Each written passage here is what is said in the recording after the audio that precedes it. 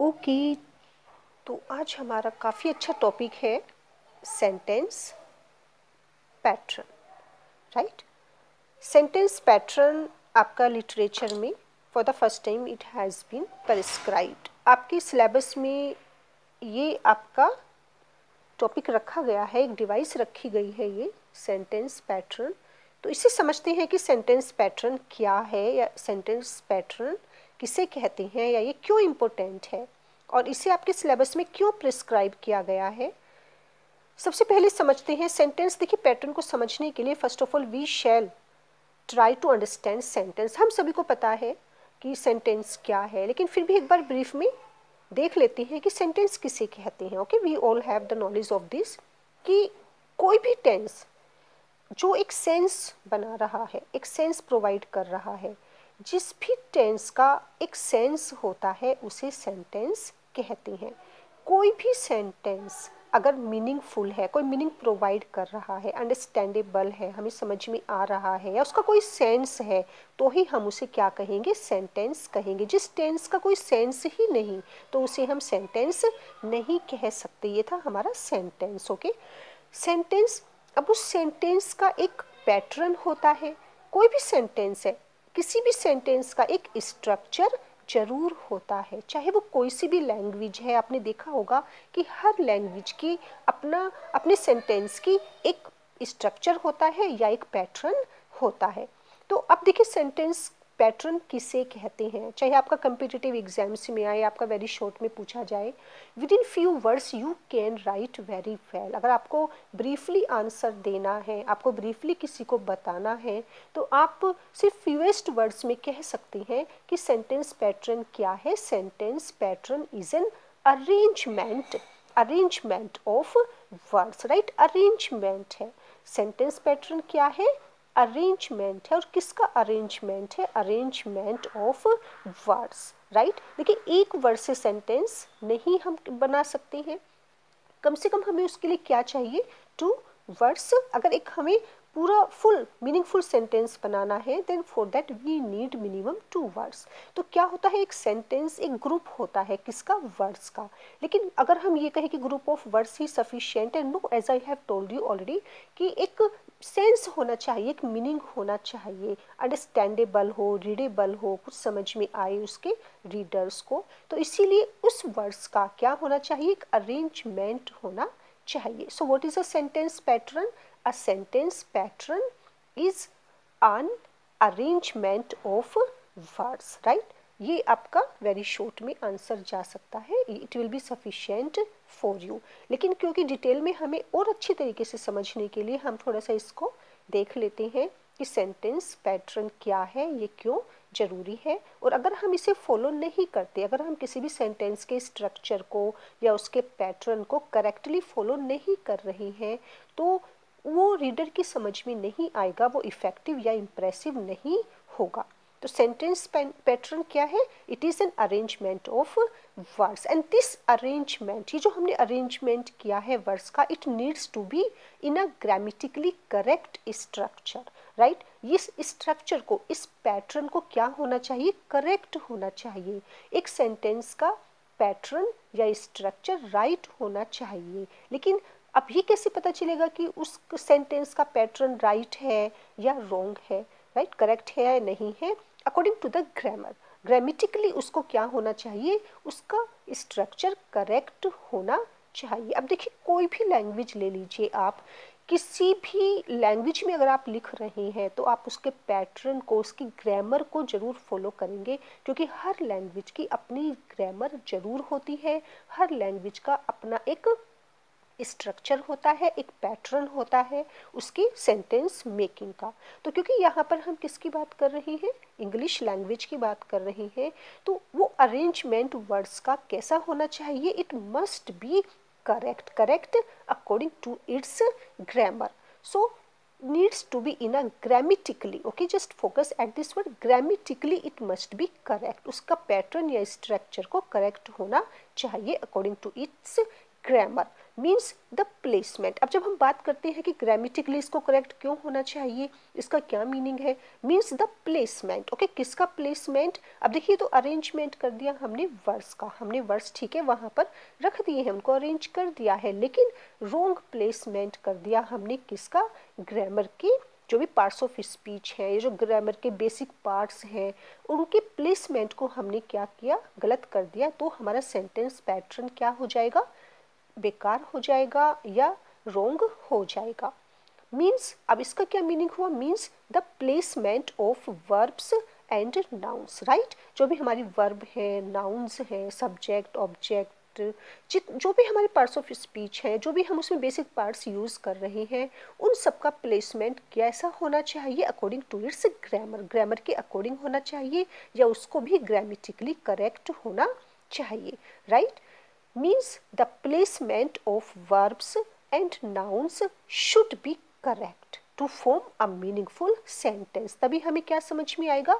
उस सेंटेंस का मीनिंग समझ में आएगा। एटलीस्ट इतना करेक्ट प्लेसमेंट हो कि वो रीडेबल हो, वो अंडरस्टैंडेबल हो, वो हमें समझ में आ सके। अब देखिए यहाँ पर कुछ एग्जाम्पल ले लेते हैं to make you understand very well so that you may never forget throughout your life. कि यहाँ पर जब हम बात प्लेसमेंट की कर रहे हैं तो देखिए अब यहाँ पर एक हमने सेंटेंस ले लिया। आप ये नहीं कह सकते it is not a sentence, right. लेकिन क्यों नहीं कह सकते कि एक सेंटेंस है? अब ये क्या है? It is a group of words. हमने ग्रुप ऑफ वर्ड्स ले लिए, ठीक है, हमने यहाँ पर कुछ वर्ड्स को अरेंज कर दिया है, लेकिन क्या ये पैटर्न सही है? Writes a he letter. Okay, just look at it again. फिर इसको एक बार देखिए आप, ये ग्रुप है वर्ड्स का, ठीक है, अरेंजमेंट आपने कर दिया, आपको लगा कि हाँ ये सही है क्योंकि आपने एक सेंटेंस बना दिया, आपके वर्ड्स ठीक हैं, आपका राइट्स ठीक है, आपका ही लेटर, आपने बिल्कुल सही लेटर लिए हैं, सही आपने वर्ड्स लिए हैं, लेकिन फिर भी आपका ये सेंटेंस क्या नहीं कहलाया जाएगा? Not meaningful, not understandable, not readable. it will be called, it will be supposed to be completely a wrong sentence। why? क्यों हम इसे गलत कहेंगे? Because of not the placement. Correct जो प्लेसमेंट है वो हमने नहीं किया, ये स्ट्रक्चर हमारा क्या है? रॉन्ग है। ग्रामेटिकली ये स्ट्रक्चर हमारा गलत है, ये पैटर्न हमारा गलत है। Writes a he letter, right. तो ये हमारा क्या हो जाता है? गलत पैटर्न है सेंटेंस का, गलत स्ट्रक्चर है, क्योंकि according to its grammar it is not right. तो राइट स्ट्रक्चर देखिए हम कैसे करेंगे, राइट, ग्रामेटिकली या प्लेसमेंट हम कैसे करेंगे? That is he writes a letter. अब ये हमारा क्या है? अरेंजमेंट भी कर दिया हमने, वर्ड्स का ग्रुप है, वर्ड्स के पूरा सेंटेंस, ग्रामेटिकली भी ये क्या है? करेक्ट है, इसका स्ट्रक्चर, इसका पैटर्न आपका करेक्ट है। तो इसीलिए ये क्या कहलाया जाएगा हमारा? That is a sentence pattern. It must be right, it must be correct grammatically. Got? अब देखिए सेकंड ले लीजिए यहाँ पर cook, right, and then here I have placed full stop. कोई सा भी हमने पंक्चुएशन ले लिया, cook full stop she and then full stop. Punctuation पर भी फोकस कीजिए और आप देखिए सेंटेंस का पैटर्न भी आप यहाँ पर देखिए। कुक वर्ब पहले आ रहा है और हमारा सब्जेक्ट बाद में, या नाउन हमारा बाद में आ रहा है, सब्जेक्ट हमारा। लेकिन यहाँ पर कहीं ना कहीं ग्रामेटिकली भी ये क्या है? हमारा रॉन्ग है, पैटर्न भी रॉन्ग है, ग्रामर भी रॉन्ग है। तो अब यहाँ पर ये पैटर्न हमारा गलत कहलाया जाएगा। इसको राइटली हम कैसे करेंगे? क्योंकि पंक्चुएशन भी यहाँ पर आप इस तरह से फुल स्टॉप नहीं लगा सकते हैं। शी कुक्स। ओके, अब ये क्या है हमारा? It is a right pattern और right structure of a sentence grammatically, because we have placed verbs and nouns और सब्जेक्ट एंड वर्ब करेक्टली, क्योंकि हमने उन दोनों को उनकी उसी प्लेस पर रखा है जहाँ उन्हें होना चाहिए। आप अपने अकॉर्डिंग किसी भी वर्ड को क्या नहीं कर सकते? उसके प्लेसमेंट में चेंजेस नहीं ला सकते। जो भी ग्रामर के रूल्स हैं आपको उन्हें फॉलो करना पड़ेगा, अदरवाइज आपका सेंटेंस पैटर्न क्या हो जाएगा? गलत हो जाएगा, राइट। तो आई थिंक कि आप इन दो एग्जाम्पल से समझ गए होंगे कि सेंटेंस पैटर्न क्या है। He plays football. अब देखिए ये सेंटेंस हमारा बिल्कुल करेक्ट है, इसका पैटर्न या इसका स्ट्रक्चर ग्रामेटिकली भी सही है, और जो भी हमने सब्जेक्ट या वर्ब या नाउन का या ऑब्जेक्ट का जो भी हमने यहाँ पर प्लेसमेंट किया है वो भी हमारा करेक्ट है। He plays football, it has both, अब देखिए दोनों ही यहाँ पर है, सब्जेक्ट भी है और वर्ब भी है, and it is making a complete sense, और ये पूरी तरह से मीनिंगफुल है, अंडरस्टैंडेबल है, हमें एक कंप्लीट सेंस प्रोवाइड भी कर रहा है। तो ये है हमारा sentence pattern. Got. And there are punctuations also, अब जिस तरह से देखिए प्लेस अरेंजमेंट वर्ड्स का सही हो, प्लेसमेंट वर्ब्स और नाउन्स का सही हो, उसी तरीके से पंक्चुएशन पर भी फोकस करना चाहिए किसको, एक राइटर को, अगर उसे एक अच्छा राइटर या एक इम्प्रेसिव राइटर बनना है। And there are punctuations also which plays an important role in making a sentence. Got it. जितनी इम्पोर्टेंस किसकी है, ग्रामर में प्लेसमेंट ऑफ वर्ब्स की है, अरेंजमेंट ऑफ वर्ड्स की है, उतनी ही इम्पोर्टेंस किसकी है, पंक्चुएशंस की, which plays an important role in making a sentence, क्योंकि पंक्चुएशन का भी काफ़ी इम्पोर्टेंट रोल है किसमें, सेंटेंस मेकिंग में, वरना उसका सेंटेंस का जो स्ट्रक्चर है, पैटर्न है, वो क्या हो जाएगा, गलत हो जाएगा, अगर हमने क्या कर दिया, हमने रोंग प्लेसमेंट कर दिया किसका, पंक्चुएशन का। जैसे कि देखिए यहाँ पर हमने यहाँ पर अगर हम यहाँ पर ये भी लेते हैं लेकिन हम यहाँ भी फुल स्टॉप लगा देते हैं तो भी ये हमारा पैटर्न गलत हो जाएगा।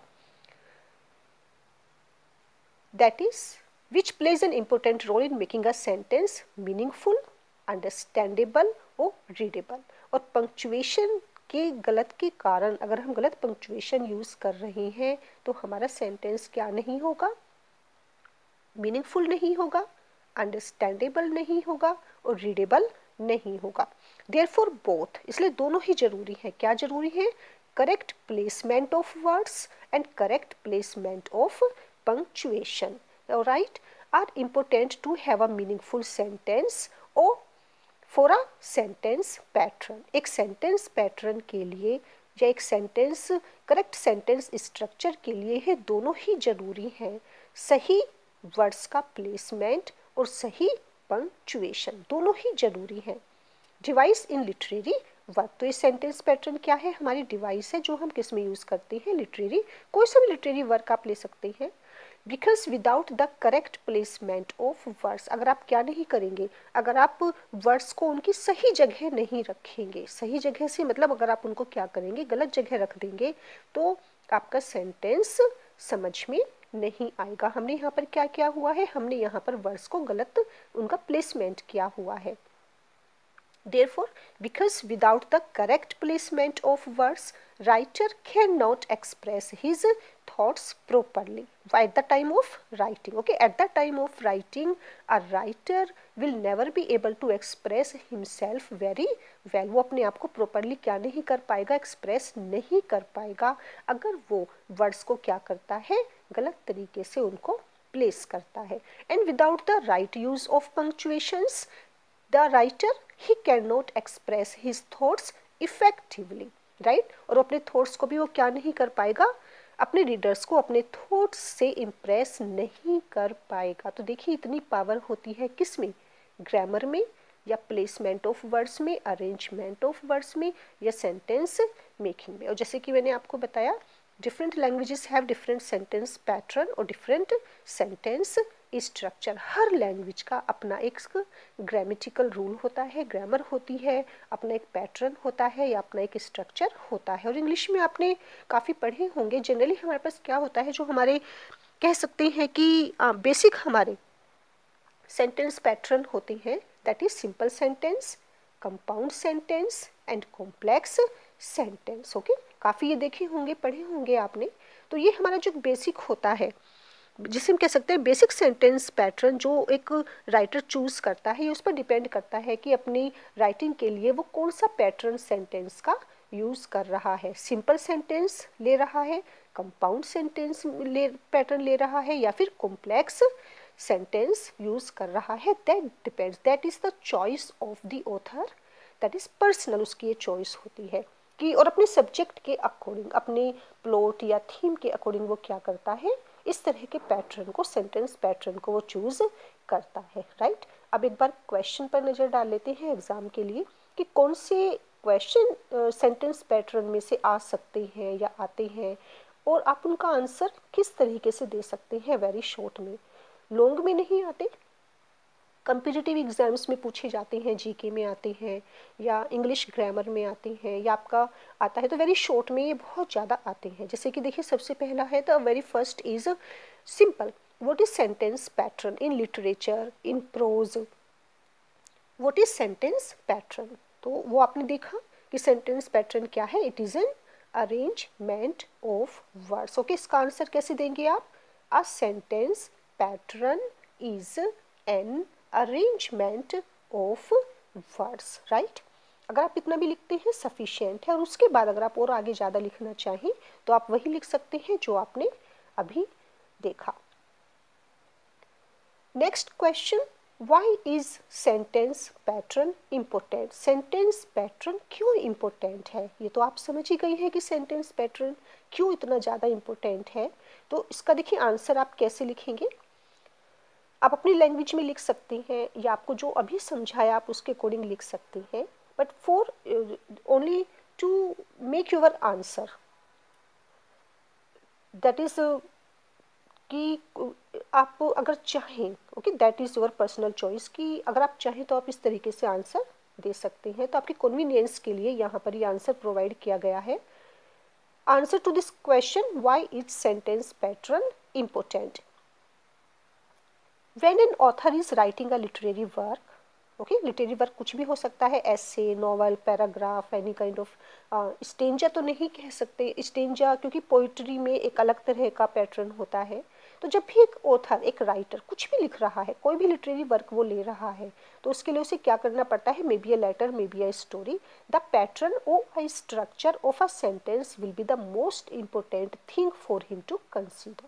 जब भी आप कुछ लिखने जा रहे हैं तो सबसे इम्पोर्टेंट आपके लिए क्या होता है कि आप सेंटेंस का कौन सा पैटर्न यूज़ करेंगे, आपके सेंटेंस का स्ट्रक्चर क्या होगा, इस पर आप सबसे ज़्यादा सोचते हैं और आपको सोचना भी चाहिए बिफोर बीइंग अ राइटर और एन ऑथर, राइट। तो ये सबसे पहला काम होता है कि हमारे सेंटेंस का पैटर्न या स्ट्रक्चर क्या होना चाहिए in order to make his sentence effective और इम्प्रेसिव, मीनिंगफुल और अंडरस्टैंडेबल। अगर राइटर चाहता है कि अपने सेंटेंस को वो कैसा बनाए, इफेक्टिव बनाए या फिर अनफॉरगेटेबल बनाए, मेमोरेबल बनाए, अंडरस्टैंडेबल बनाए, इम्प्रेसिव बनाए, तो उसके लिए उसको क्या करना पड़ेगा, he will have to learn how to make correct sentences. वो चाहे या ना चाहे लेकिन उसे सीखना पड़ेगा और उसे सीखना चाहिए। अगर वो कुछ लिखना चाहता है, अगर वो अपने रीडर्स को इम्प्रेस करना चाहता है, अगर वो चाहता है कि जो भी सेंटेंस उसने लिखे हैं, जो भी राइटिंग उसने लिखी है, जो भी लिटरेरी वर्क वो दे रहा है, उसे कभी भी भूला ना जाए, तो उसे उसके लिए क्या करना पड़ेगा, उसे डिफरेंट पैटर्न्स, जो भी सेंटेंस के डिफरेंट स्ट्रक्चर्स या पैटर्न है, उसे सीखना पड़ेगा और उसे करेक्ट सेंटेंसेस बनाने की नॉलेज होनी चाहिए। ओके, राइटर के लिए इम्पोर्टेंट है। तो ये आपका इतना आंसर काफ़ी है, अगर आप इसे ब्रीफन करना चाहें तो आप कर सकते हैं। What are the basic sentence pattern. Basic sentence pattern क्या है, तो यहाँ पर ये 3 दिए हैं आपको, आपका क्योंकि वेरी शॉर्ट में आता है तो डिटेल में लिखने की जरूरत नहीं है। अगर आप चाहें तो एक एक एग्जाम्पल इनका दे सकते हैं। What are the basic sentence pattern, simple, compound and complex sentence. Good. Fourth question ये भी आ सकता है और कितनी बार आ जाता है, what are the basic parts of the sentence pattern. कि सेंटेंस पैटर्न के जो बेसिक पार्ट्स हैं उन्हें बताइए। और I can also tell you कि कहीं ना कहीं ये क्वेश्चन काफ़ी इम्पोर्टेंट भी लगता है कि what are the basic parts of the sentence pattern, right. तो बेसिक पार्ट्स कौन कौन से होते हैं किसी भी सेंटेंस स्ट्रक्चर के लिए, सेंटेंस पैटर्न के लिए। तो आंसर आपका ऐसे आप दे सकते हैं answer, in English if we want to write a sentence that makes a complete sense then we shall have to use the important or basic parts। अगर इंग्लिश में हमें कुछ भी लिखना है या कोई भी हम अगर चाहते हैं कि एक इफेक्टिव सेंटेंस लिखें और जिसका कोई मीनिंग हो, तो हमें क्या करना है, हमें किसका यूज़ करना है, कुछ बेसिक पार्ट्स का हमें यूज़ करना है। और ये बेसिक पार्ट्स क्या हैं? Subjects and verbs. ओके, और this basic parts are main, जो हमारे मेन है that is subjects and verbs. When these parts are put together, जब हम इनको क्या करते हैं, एक साथ इनका प्लेसमेंट करते हैं, इनको एक साथ रखते हैं, they must express our thoughts in an understandable sentence. तो जब ये सब्जेक्ट और वर्ब इस तरीके से रखे जाने चाहिए कि इनका कोई सेंस हो, ये हमारा जो भी थॉट है उसको ईजिली क्या कर सके, कन्वे कर सके और रीडर को समझ में आ सके। तो बेसिक पार्ट्स क्या है सेंटेंस पैटर्न के? Subjects and verbs, right. और last question that is also very very important, is sentence pattern important? देखिए यहाँ पर वो कुछ भी दे सकते हैं, for a writer, for an author, और in literature, in an essay, in prose, तो कोई भी आपका आगे आ सकता है। Is sentence pattern important for an author? अब देखिए आंसर देख लीजिए इसका। English writers, right? English writers are always required to study different aspects of the language. बिल्कुल, क्योंकि जितने भी इंग्लिश राइटर्स होते हैं जब वो इंग्लिश में लिख रहे हैं तो उनसे क्या एक्सपेक्ट किया जाता है कि उन्हें लैंग्वेज की नॉलेज हो, क्योंकि वो जिस लैंग्वेज में वो लिख रहे हैं उनसे उन्हें उसकी नॉलेज होनी चाहिए। जो भी उसके डिफरेंट एस्पेक्ट्स हैं या जो भी उसके पार्ट्स ऑफ स्पीच हैं, nouns, verb, pronoun, adjective, adverb etcetera, तो उन सबकी नॉलेज किसको होनी चाहिए? इंग्लिश राइटर को होनी चाहिए। लेकिन इतना ही काफ़ी नहीं है। You have the knowledge of all the parts of speech but you don't know how to place them correctly, तो आपकी क्या हो जाएगी, उस नॉलेज का कोई भी बेनिफिट नहीं है।